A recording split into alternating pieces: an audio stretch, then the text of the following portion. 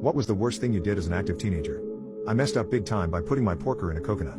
My mother at the time was going through a health nut phase and only buying foods she deemed healthy enough. One of these foods was coconuts. She would buy several of them a week to use in food from the local market. Being a young, stimulated teen, I was choking the chicken at least once every day. Unfortunately for me, I had several stressful examinations coming up. As such, I was flogging the log much more than usual.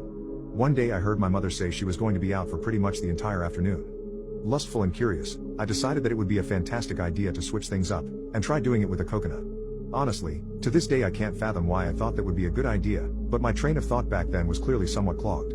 I ended up grabbing a coconut drill and through 20-ish minutes of concerted effort, created a hole large enough for me to stick my manhood into. I figured it would require some lube, and grabbed the nearest slippery thing, which happened to be butter.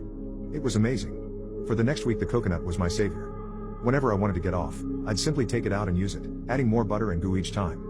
I felt like I was in heaven.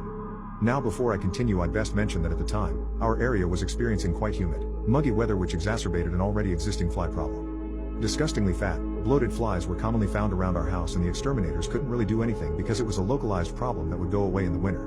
About a week and a bit after the initial coconut session, I began to notice a few more flies than usual. Along with this came an odd, unusual smell in my room. Must have been the coconut, right? I decided I would give it one more go, then throw it away and get a new one.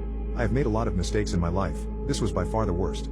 You see, the reason for the increased number of flies was that the coconut was evidently, in hindsight, a nearly perfect place to lay eggs.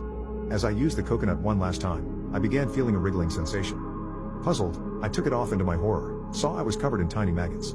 I screamed, and threw the coconut against the wall which made the situation worse by spilling the contents.